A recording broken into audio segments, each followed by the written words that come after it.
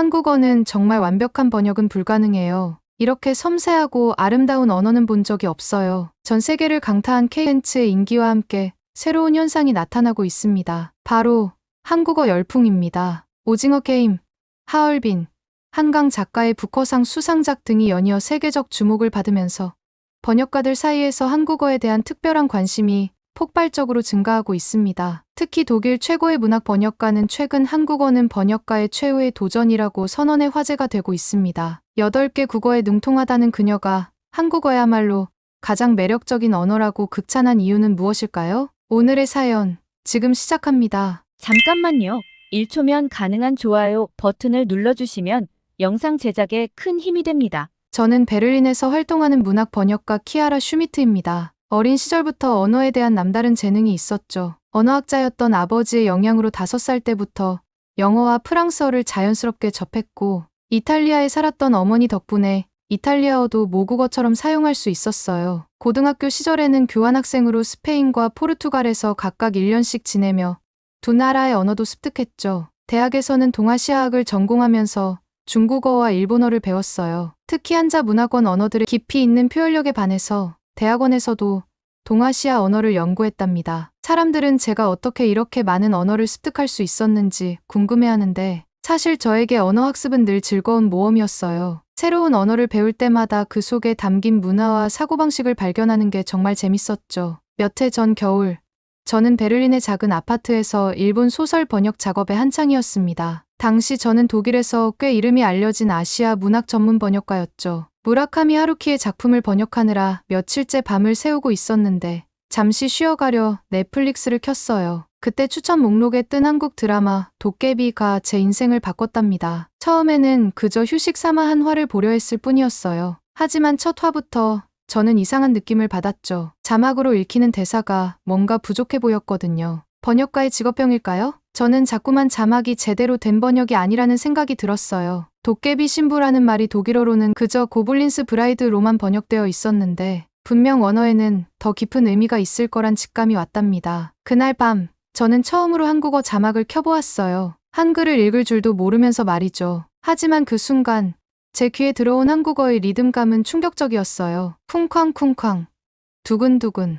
의성어와 의태어의 완벽한 조화가 만들어내는 음악 같은 언어였죠. 특히 도깨비 신부라는 말에 담긴 뉘앙스는 자막으로는 전혀 전달되지 않는 묘한 울림이 있었어요. 다음 날 아침, 저는 하루키의 원고를 잠시 미뤄두고 인터넷에서 한국어를 검색하기 시작했습니다. 그리고 발견한 거예요. 한국어에는 제가 알던 어떤 언어와도 다른 특별한 무언가가 있다는 거요. 존댓말과 반말의 구분, 수많은 호칭어, 그리고 특히 감정을 섬세하게 표현하는 방식이 너무나 매력적이었죠. 일주일 후, 저는 집 근처 한국문화원에 등록했어요. 처음에는 한글을 배우는 것부터가 도전이었죠. 동그라미, 세로줄, 가로줄이 모여 글자가 된다니. 처음 보는 한글이 마치 퍼즐 같았어요. 하지만 이상하게도 한글을 배우면 배울수록 이 문자체계에 반해버렸답니다. 세종대왕이 만든 한글의 과학적이고 예술적인 구조는 제가 아는 어떤 문자보다도 논리적이면서도 아름다웠거든요. 문화원 수업이 끝나고 집으로 돌아오는 길, 저는 매일 한국 드라마를 보며 새로 배운 단어들을 노트에 적었어요. 빨간색을 표현하는 단어가 빨갛다, 벌겋다, 불그스름하다 등 수십 가지나 된다는 말을 들었을 때 느꼈던 그 혼란스러움이란, 하지만 그 혼란 속에서도 저는 묘한 즐거움을 느꼈죠. 마치 새로운 세계의 문을 열어가는 것 같았으니까요. 3개월 후, 저는 대학원에서 배웠던 언어학 이론들이 한국어 앞에서는 무력하다는 걸 깨달았어요. 어떤 문법 이론도 우리 엄마와 저희 어머님 사이의 미묘한 차이를 설명하지 못했거든요. 호칭어 하나에도 그 사회의 문화와 역사가 고스란히 담겨 있다는 사실이 저를 매혹시켰답니다. 6개월이 지났을 때 저는 처음으로 한국어로 된 시를 읽어보았어요. 김소월의 진달래꽃이었죠. 나 보기가 역겨워 가실 때에. 라는 구절을 처음 읽었을 때 저는 그 자리에서 얼어붙었어요. 독일어로는 도저히 옮길 수 없는 이 감정의 농도, 이별의 쓸쓸함과 결연한 의지가 공존하는 이 묘한 순간. 그때 저는 결심했죠. 제가 평생 해야 할 일을 찾았다고요. 지금도 저는 매일 아침 한국어 시를 한 편씩 읽는 것으로 하루를 시작해요. 그리고 생각합니다. 어쩌면 제가 찾은 건 단순한 언어가 아니라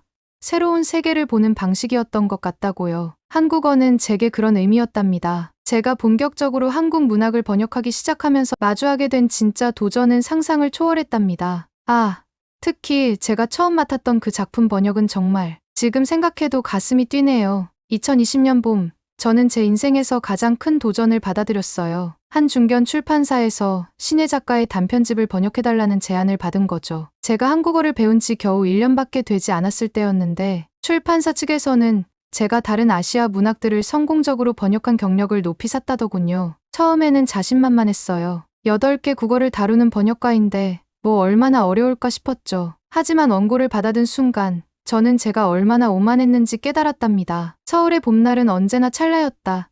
이 한 줄에서 저는 한국어만의 독특한 시간관념을 발견했어요. 찰나라는 단어는 단순히 순간이라고 번역하면 그 안에 담긴 불교적 세계관과 덧없음에 대한 동양적 정서가 사라져버리거든요. 더구나 이 문장에는 한국의 봄이라는 계절에 대한 특별한 감성도 담겨 있었죠. 그날 밤, 저는 처음으로 한국인 원어민 조교를 찾아갔어요. 서울대 언어학과 박사과정에 재학 중인 민지 씨였죠. 그녀는 베를린에서 박사 논문을 쓰고 있었는데 독일어와 한국어의 문법 구조를 비교 연구하는 주제였어요. 민지 씨는 제가 고민하던 문장을 보자 잠시 생각에 잠겼다가 환한 미소와 함께 말하더군요. 아, 이건 그냥 봄이 짧다는 뜻이에요. 민지 씨는 단순히 한국어를 가르쳐주는 조교를 넘어서 저희 든든한 문화적 조언자가 되어주었어요. 그녀는 늘 언어는 살아있는 생명체라고 말하곤 했죠. 특히 한국어를 설명할 때면 눈을 반짝이며 자신의 모국어에 대한 애정과 자부심을 숨기지 않았답니다. 또 다른 소중한 인연은 한국계 독일인 2세 토마스였어요. 그는 베를린의 작은 한식당을 운영하면서 음식을 통해 한국 문화를 알리는 일에 열정적이었죠. 토마스는 자신도 한국어와 씨름하며 정체성을 고민했던 경험을 진솔하게 들려주었는데 제가 한국어를 더 깊이 이해하는 데 큰 도움이 되었답니다. 그들과 만나며 저는 제가 너무 깊게만 생각했다는 걸 깨달았습니다. 하지만 동시에 같은 문장이 이렇게 다른 해석의 층위를 가질 수 있다는 사실이 신기했어요. 정말 큰 시련은 그 다음이었답니다. 주인공이 회사에 출근하는 장면이 나왔는데 대화 하나하나가 저에겐 수수께끼였어요. 김 대리님, 이사장님께서 찾으십니다. 이런 직함들을 어떻게 번역해야 할지가 첫 번째 난관이었죠. 독일에서는 직위로 사람을 부르는 경우가 거의 없거든요. 더구나 님이라는 호칭은 또 어떻게 처리해야 할지 조교는 친절하게 설명해 주었어요. 회사 문화에서 호칭은 단순한 부르는 말이 아니라 관계의 위계와 친밀도를 동시에 나타내는 거라고요. 이사장님을 그냥 다이렉터로 번역 그 안에 담긴 존경과 거리감이 모두 사라진다는 거였죠. 그래서 저는 과감한 선택을 했어요. 독일어 번역본에 작은 각주를 달기로 한 거죠. 한국의 회사 문화와 호칭 체계에 대한 간단한 설명을 넣었답니다. 출판사에서는 처음에 난색을 표했지만 이게 오히려 독자들의 호기심을 자극할 수 있다고 설득했어요. 가장 힘들었던 건 감정을 표현하는 부분이었어요. 주인공이 오랜만에 만난 선배와 식사를 하는 장면에서 아, 시원하다 라고 말하는 부분이 있었거든요. 맵고 뜨거운 국수를 먹으면서 하는 말이었죠. 처음에는 이게 무슨 말도 안 되는 표현인가 싶었어요. 뜨거운 걸 먹으면서 어떻게 시원하다고 할 수 있지? 하지만 그때 한국에서 유학 중이던 제 동생이 보내준 카톡이 떠올랐어. 얼큰한 라면을 먹고 난 뒤에 보낸 국물이 완전 시원해 라는 메시지요. 그제서야 이해가 되더군요. 시원하다는 건 단순히 물리적인 온도만을 뜻하는 게 아니라 일종의 카타르시스, 속이 뻥 뚫리는 듯한 해방감을 의미하는 거였어요. 결국 저는 이 장면을 이렇게 번역했답니다. 이거 정말 속이 뻥 뚫리는군. 완벽한 번역은 아니었지만 적어도 그 순간의 감정은 전달할 수 있었죠. 한 달 반 동안 저는 거의 매일 밤을 원고와 씨름했어요. 때로는 한 문장을 번역하는데 하루가 걸리기도 했죠. 수고하셨습니다. 들어가 보겠습니다. 같은 일상적인 인사말조차 독일어로 옮기면 어색해지는 게 너무 힘들었어요. 하지만 그 과정에서 저는 점점 더 한국어의 매력에 빠져들었답니다. 한국어는 마치 정교한 시계처럼 수많은 톱니바퀴들이 맞물려 돌아가는 언어였어요. 존댓말과 반말, 호칭어, 의성어와 의태어, 그리고 수많은 문화적 맥락들. 이 모든 것들이 완벽한 조화를 이루며 작동하고 있었거든요. 그리고 마침내 번역 원고를 출판사에 제출하던 날, 저는 깨달았어요. 제가 번역한 건 단순한 이야기가 아니라 하나의 세계관이었다는 거요. 한국어는 그저 의사소통의 도구가 아니라 세상을 바라보는 특별한 방식이었던 거죠. 그리고 이런 깨달음은 제 다음 작품 선택에도 영향을 미쳤답니다. 첫 번역 작품이 생각보다 좋은 반응을 얻으면서 저는 더 큰 의뢰를 받게 되었어요. 한국의 유명한 음식 에세이를 번역해달라는 제안이 들어온 거죠. 처음에는 쉽게 생각했어요. 음식이라는 건 모든 문화의 공통분모니까요. 하지만 이게 제 인생에서 가장 큰 오산 중 하나였답니다. 한국의 맛 표현은 마치 색채 팔레트처럼 다채로웠어요. 얼큰하다는 단순한 맵기가 아닌 목 넘김의 감각까지, 칼칼하다는 깔끔한 매운맛, 구수하다는 토속적인 풍미까지 담고 있었죠. 이런 섬세한 맛의 스펙트럼을 독일어로 옮기는 건 마치 고화질 사진을 흑백으로 변환하는 것 같았어요. 매운맛인데 목이 살짝 따갑고 그러면서도 속이 편안해지는 이 묘한 감각을 어떻게 독일어로 표현할 수 있을까요? 한국인 친구들에게 물어보기 시작했어요. 얼큰하다와 매콤하다, 칼칼하다의 차이를 설명해달라고요. 그들의 설명을 들으면서 저는 점점 더 혼란스러워졌죠. 떡볶이는 매콤하고, 김치찌개는 얼큰하고, 육개장은 칼칼하다. 비슷한 것 같으면서도 미묘하게 다른 이 맛들을 구분하는 한국인들의 섬세한 미각이 놀라웠어요. 그러던 어느 날, 저는 우연히 한 식당에서 깨달음을 얻었답니다. 해장국을 시키고 첫 숟가락을 떴을 때였어요. 뜨거운 국물이 목을 타고 넘어가는 순간, 저도 모르게 아, 시원하다 라고 말하고 있었거든요. 그제야 이해가 됐어요. 얼큰하다는 건 단순한 맛의 표현이 아니라 하나의 경험이자 감정이었던 거예요. 책에는 음식을 묘사하는 더 많은 표현들이 나왔어요. 고소하다, 구수하다, 담백하다. 이런 말들은 독일어로 옮길 때마다 그 미묘한 뉘앙스가 사라져버렸죠. 고소하다를 너디로 번역하면 너무 단순해지고 구수하다를 savory로 옮기면 그 토속적인 느낌이 완전히 없어져 버렸거든요. 특히 어려웠던 건 쌉싸름하다였어요. 쓴바귀 무침을 설명하는 부분에서 나온 이 표현은 단순히 삐르로는 절대 표현할 수 없는 묘한 맛이었죠. 쓴맛인데 불쾌하지 않고 오히려 그 쓴맛이 입안에서 은은하게 퍼지면서 식욕을 돋우는 이런 복잡한 감각을 어떻게 번역해야 할지 정말 고민이었답니다. 결국 저는 과감한 선택을 했어요. 일부 한국어 표현들은 그대로 독일어 텍스트에 살려두기로 한 거죠. 얼큰, 고소한, 구수한 같은 단어들을 음차해서 쓰고 그 의미를 자세히 설명하는 각주를 달았어요. 마치 프랑스 요리에서 소테나 플랑베를 그대로 쓰는 것처럼요. 이 결정은 의외로 독자들에게 좋은 반응을 얻었어요. 오히려 한국어 고유의 맛 표현을 그대로 접할 수 있어서 더 흥미롭다는 평가를 받았죠. 한 독자는 이 책을 읽으면서 내 혀가 한국어를 배우는 것 같다고 말해주더군요. 번역 작업을 마무리하면서 저는 한국어가 얼마나 감각적인 언어인지 다시 한번 깨달았어요. 맛을 표현하는 어휘가 이토록 풍부하다는 것은 그만큼 음식을 대하는 문화가 섬세하고 깊다는 걸 의미하니까요. 그리고 이 경험은 제게 또 다른 영감을 주었답니다. 음식뿐만 아니라 감정을 표현하는 한국어의 어휘도 이렇게 풍부하지 않을까? 이런 호기심은 제가 다음으로 선택한 번역 프로젝트의 동기가 되었어요. 바로 한국의 현대 시를 번역하기로 한 거죠. 현대 시 번역 프로젝트를 시작하면서 저는 제가 얼마나 순진했는지 깨달았어요. 음식 표현도 이렇게 어려웠는데 한국인의 정서가 농축된 시를 번역한다는 건 거의 불가능한 도전이었죠. 하지만 이미 계약은 했고 후회하기엔 너무 늦었답니다. 첫 번째 시집은 서정주의 국화 옆에서였어요. 한 송이의 국화꽃을 피우기 위해 봄부터 소쩍새는 그렇게 울었나 보다. 이 첫 구절부터 저는 막막했죠. 소쩍새라는 단어를 독일어로 옮기는 것만 해도 일주일이 걸렸어요. 단순히 카크우로 번역하면 한국의 시골 밤에 울리는 그 애절한 울음소리가 사라져버리는 것 같았거든요. 그러던 어느 날 한국인 시인과의 인터뷰 기회가 있었어요. 시인은 제게 이렇게 말씀하시더군요. 소쩍새 소리를 들어본 적 있으세요?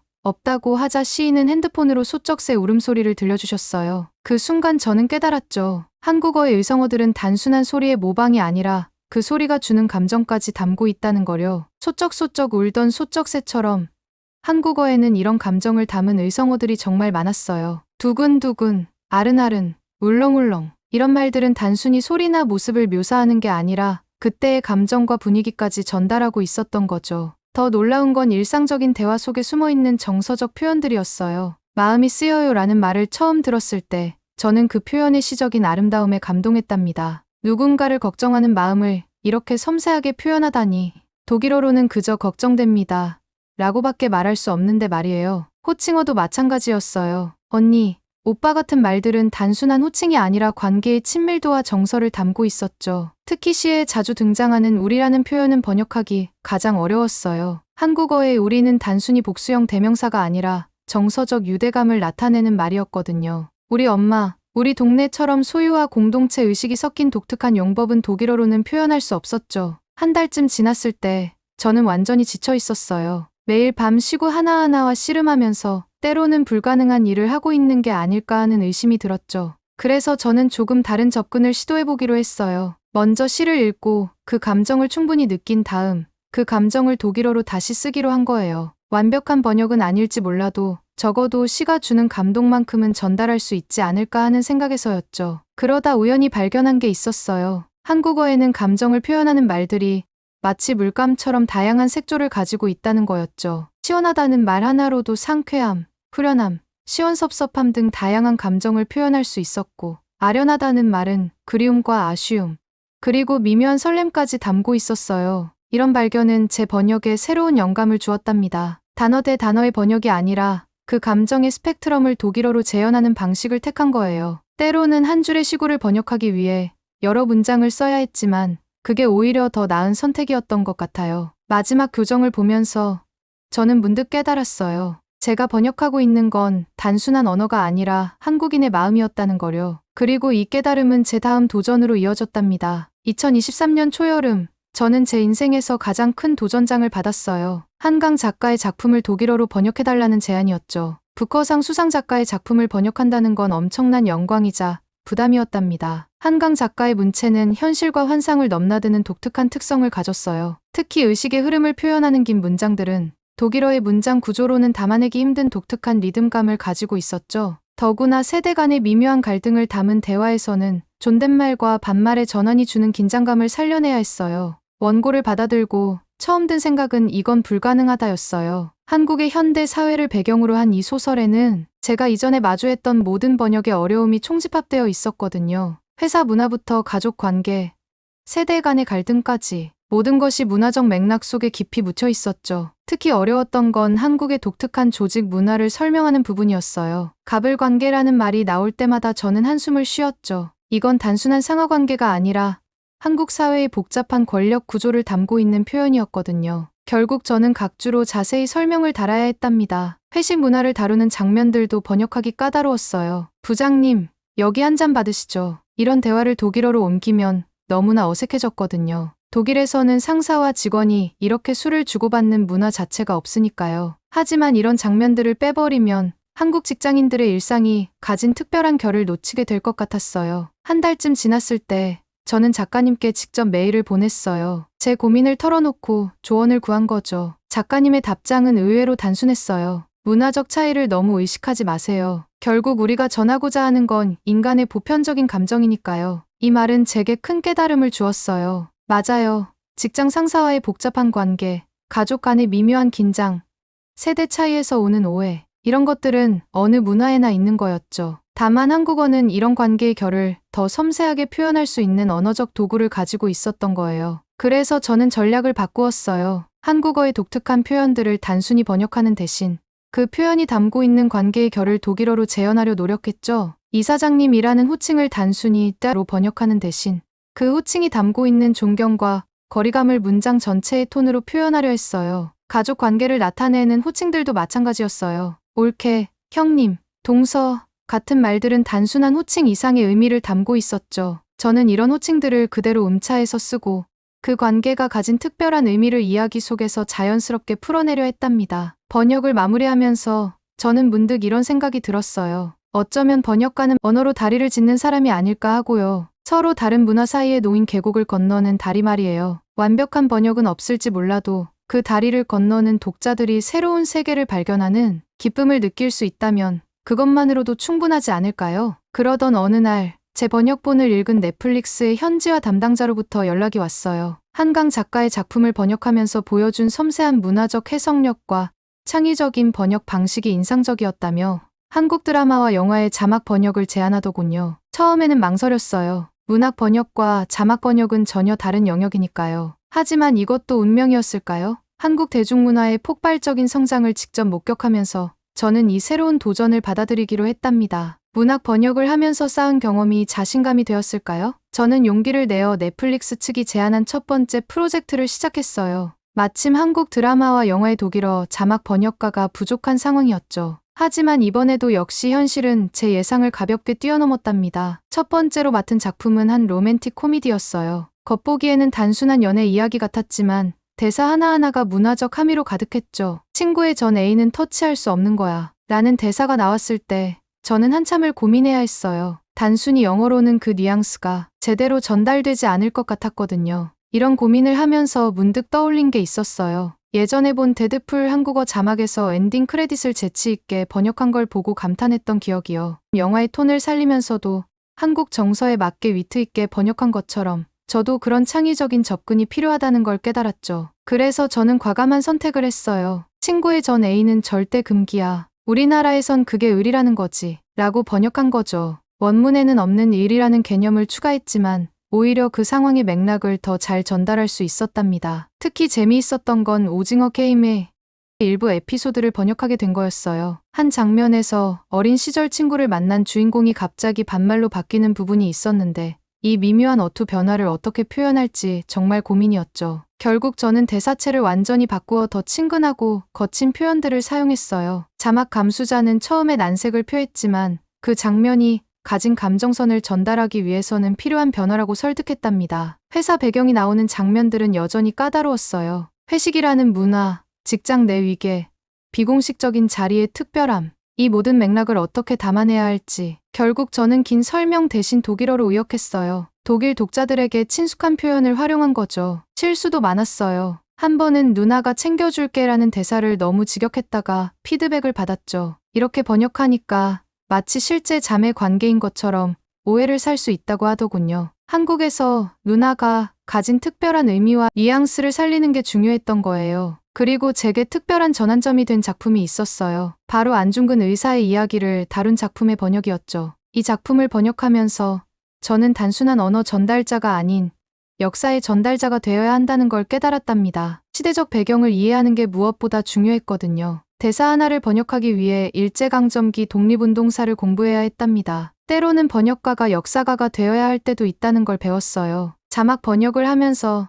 저는 점점 더 확신하게 되었어요. 좋은 번역이란 원문에 충실하면서도 그것을 보는 사람들의 문화적 맥락 안에서 자연스럽게 받아들여질 수 있어야 한다는 거요. 그게 바로 문화의 다리를 놓는 일이라는 걸 말이에요. 제 번역 커리어가 쌓여가면서 전 더 많은 제안을 받았답니다. 한국의 한 대형 엔터테인먼트 회사에서 연락이 온 거예요. K-팝 노래 가사를 번역해달라는 거였죠. 이건 정말 불가능한 걸까요? 대형 기획사의 회의실에서 저는 한숨을 내쉬었어요. 제 앞에는 새로 나올 아이돌 그룹의 타이틀곡 가사가 놓여 있었죠. 문학도 번역해보고 드라마도 번역해봤지만 K-팝 가사는 완전히 다른 차원의 도전이었답니다. 첫 번째 난관은 한국어의 리듬감이었어요. 한국어 가사를 독일어로 옮기는 순간 그 경쾌한 리듬감이 완전히 사라져버리는 거예요. 의성어와 의태어가 만들어내는 그 특유의 음악성을 살리는 게 정말 어려웠죠. 독일어에는 의성어나 의태어가 그리 많지 않거든요. 쿵쾅쿵쾅은 그나마 빰빰으로 옮길 수 있었지만 아른아른, 반짝반짝 같은 섬세한 표현들은 어떻게 해야 할지 막막했어요. 더구나 이런 말들이 노래의 리듬과 완벽하게 맞아떨어져야 한다는 제약까지 있었죠. 한 번은 이런 일도 있었어요. 너무 좋아서 심장이 터질 것 같아 이라는 가사를 번역하다가 한참을 고민했죠. 지역하면 리듬감이 완전히 깨져버리고 의역하자니 원래의 귀여운 느낌이 사라져버리는 거예요. 결국 저는 독일어와 영어 두 가지 버전으로 번역을 했는데 피드백을 받고 보니 영어 버전이 더 자연스럽다고 하더군요. 특히 어려웠던 건 신조어와 줄임말이었어요. 일코노미, 맵부심, 띵곡 같은 표현들은 그 자체로 하나의 문화 코드였죠. 이런 말들을 번역할 때마다 저는 마치 아무 해독가가 된 것 같은 기분이었답니다. 제 고민을 알아챘는지 기획사의 한 프로듀서가 조언을 해주었어요. 번역이 완벽할 필요는 없어요. 대신 그 노래를 들었을 때 현지 팬들이 느낄 감정에 집중해주세요. 이 말은 제게 새로운 시각을 열어주었죠. 그래서 저는 접근 방식을 바꾸었어요. 가사의 모든 뉘앙스를 옮기려 하기보다는 그 노래가 전달하고자 하는 핵심 감정에 집중하기로 한 거죠. 가슴이 터져버릴 것 같아 두근두근이란 표현을 굳이 직역하지 않고 대신 현지 청자들에게 친숙한 표현으로 그 설렘의 감정을 전달하려 했답니다. 재미있었던 건 이 작업을 하면서 한국어의 또 다른 매력을 발견하게 된 거예요. 한국어는 마치 레고 블록처럼 자유자재로 조합이 가능한 언어더군요. 설렘주의보, 심쿵사, 떡실신 같은 단어들은 기존 단어들을 재치 있게 조합해 새로운 의미를 만들어내는 거였어요. K-팝 특유의 팬덤 문화를 반영하는 표현들도 새로운 도전이었어요. 아미, 원스처럼 팬덤을 지칭하는 고유 명사나 아이돌과 팬의 특별한 관계를 표현하는 말들은 단순한 번역을 넘어서는 문화적 이해가 필요했죠. 특히 팬들 사이에서 통용되는 은어와 신조어는 현지 팬들의 정서를 고려한 창의적인 번역이 필요했답니다. 6개월 동안 저는 수십 곡의 가사를 번역했어요. 그리고 깨달았죠. 한국어는 단순한 의사소통의 도구가 아니라 감정을 노래하는 악기라는 거려. 의성어와 의태어는 그 악기의 음색이고 줄임말과 신조어는 새로운 멜로디였던 거예요. 얼마 전 제가 번역한 곡이 독일 음악 차트에 올랐다는 소식을 들었어요. 그때 문득 이런 생각이 들더군요. 어쩌면 완벽한 번역이란 없을지 모르지만 마음과 마음을 이어주는 다리를 놓는 일은 가능하지 않을까 하고요. 베를린의 한 문화센터에서 강연을 마치고 나오는 길이었어요. 한국어 번역의 도전과 즐거움이라는 주제로 이야기를 나눈 날이었죠. 강연이 끝나고 한 학생이 다가와 물었답니다. 한국어가 정말 그렇게 특별한가요? 그 순간 저는 깨달았어요. 제가 지난 5년간 해온 일은 단순히 한 언어를 다른 언어로 옮기는 작업이 아니었다는 거요. 저는 문화와 문화 사이에 다리를 놓고 있었던 거예요. 처음에는 저도 한국어의 독특한 표현들이 번역하기 어렵다는 이유로 좌절했었죠. 도깨비를 고블린으로 옮기면서 느낀 아쉬움, 얼큰하다를 설명하려다 겪은 좌절, 존댓말의 뉘앙스를 살리지 못해 안타까웠던 순간들.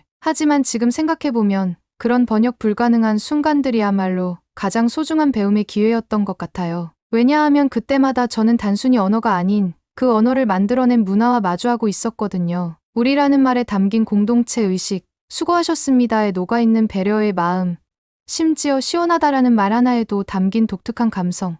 이런 것들을 이해하려 노력하면서 저는 점점 더 깊이 한국 문화 속으로 들어가고 있었던 거죠. 특히 최근 몇 년은 정말 놀라운 시간이었어요. 오징어 게임, 하얼빈, 한강 작가의 작품들, 한국 문화가 전 세계의 주목을 받으면서 번역가로서의 제 역할이 더욱 중요해졌다는 걸 실감했거든요. 더 이상 단순히 의미만 전달하는 게 아니라 그 작품이 가진 문화적 맥락과 깊이를 함께 전달해야 했으니까요. K-팝 가사를 번역하면서는 젊은 세대의 언어와 감성을, 문학작품을 번역하면서는 한국인의 섬세한 정서를, 드라마를 번역하면서는 현대 한국 사회의 역동성을 마주했어요. 그리고 그때마다 저는 생각했죠. 이건 단순한 번역이 아니야. 문화의 창을 여는 거야. 며칠 전에는 재미있는 일이 있었어요. 한독일 고등학교에서 한국 문화 동아리 학생들을 만났는데 그들이 한국어로 대화를 나누고 있더군요. 서툴지만 진심이 담긴 그들의 한국어를 들으면서 문화의 벽이 조금씩 허물어지고 있다는 걸 느꼈답니다. 지금 제 책상 위에는 새로운 번역 원고가 놓여 있어요. 이번에는 한국의 젊은 시인이 쓴 디지털 시대의 사랑에 관한 시집이에요. 표현 하나하나가 낯설지만 그 안에 담긴 감정만큼은 누구나 공감할 수 있는 그런 작품이죠. 이제 저는 알아요. 번역은 결코 완벽할 수 없다는 거려. 하지만 그건 한계가 아니라 가능성이에요. 우리가 서로의 문화를 이해하고 소통하려 노력하는 그 순간마다 새로운 다리가 하나씩 놓이는 거니까요. 창밖으로 보이는 베를린의 거리에는 이제 한국 음식점들이 즐비하고 한국 화장품 매장도 쉽게 찾아볼 수 있어요. 문화의 교류는 이미 시작되었고 앞으로 더 깊어질 거예요. 그리고 그 여정에서 번역가들은 계속해서 새로운 다리를 놓게 되겠죠. 저는 오늘도 키보드 앞에 앉아 고민합니다. 어떻게 하면 이 말에 담긴 마음을 더 잘 전할 수 있을까? 하지만 이제는 알아요. 이건 결코 혼자만의 도전이 아니라는 거려. 우리는 모두 함께 다리를 놓고 있는 거예요. 서로를 이해하기 위한 그 아름다운 다리를요. 지금 제 앞에는 몇 가지 흥미로운 프로젝트들이 기다리고 있어요. 우선 한국의 젊은 시인들의 작품을 모아 디지털 러브라는 제목의 시집으로 출간할 예정이에요. SNS에서 탄생한 새로운 형태의 시들을 독일어권 독자들에게 소개하는 작업이죠. 그리고 베를린 대학교에서 번역으로 만나는 한국 문학이라는 강의도 시작할 예정이에요. 단순히 번역 기술을 가르치는 것이 아니라 번역을 통해 한국 문화를 이해하는 방법을 함께 고민하는 수업이 될 거예요. 특히 K 콘텐츠의 인기로 한국 문화에 관심을 가진 젊은 학생들과 만나는 게 정말 기대됩니다. 가장 야심찬 계획은 한국어의 마음이라는 책을 쓰는 거예요. 제가 5년간 한국어를 번역하면서 발견한 이 언어의 특별함을 하나의 책으로 엮으려고 해요. 단순한 언어 에세이가 아니라 한국어를 통해 들여다본 한국인의 세계관과 감성을 담아내고 싶어요. 특히 한이나 정 같은 한국어 고유의 정서를 어떻게 다른 문화권 사람들에게 전달할 수 있을지 그 고민의 과정을 솔직하게 담아낼 생각이에요. 문화의 교류를 통해 서로를 더 잘 이해하는 작업을 계속하고 싶습니다. 그것이 제가 한국어와 맺은 특별한 인연에 보답하는 길이 될 테니까요. 오늘은 독일의 번역가 키아라 씨의 사연을 들어보았습니다. 한국어가 가진 섬세한 감정 표현, 풍부한 의성어와 의태어, 그리고 문화적 깊이를 담아내는 표현력은 다른 어떤 언어에서도 찾아보기 힘든 특별함이었습니다. 얼큰하다, 칼칼하다, 매콤하다와 같은 미묘한 맛의 차이를 표현하는 어휘부터 시원하다 하나로 전혀 다른 상황의 감정을 표현할 수 있는 한국어의 독특한 매력까지 우리는 한국어의 우수성을 다시 한번 확인할 수 있었습니다. 여러분은 한국어의 어떤 표현이 가장 매력적이라고 생각하시나요? 또 외국인들에게 꼭 알려주고 싶은 한국어의 아름다움은 무엇인가요? K 콘텐츠가 전 세계적으로 주목받는 지금, 우리의 언어가 가진 특별함에 대한 여러분의 생각을 댓글로 남겨주세요. 감동뭉클에서는 여러분의 소중한 마음을 모아 사연 주인공들에게 전해드리고 있습니다. 여러분 주변에 감동적이거나 재미있는 실제 사연들을 제보받고 있으니 언제든 저희 공식 메일로 제보해주세요. 오늘 들려드린 사연에 공감하셨다면 구독과 좋아요 눌러주시고 주변 분들과도 공유해주세요. 여러분의 작은 관심과 응원이 더욱 좋은 콘텐츠를 만드는 데 큰 힘이 됩니다. 오늘도 여러분의 하루의 작은 즐거움이라도 되었기를 바라며 지금까지 감동뭉클이었습니다. 끝까지 시청해주셔서 감사합니다. 다음에 더 감동적인 사연으로 찾아뵙겠습니다.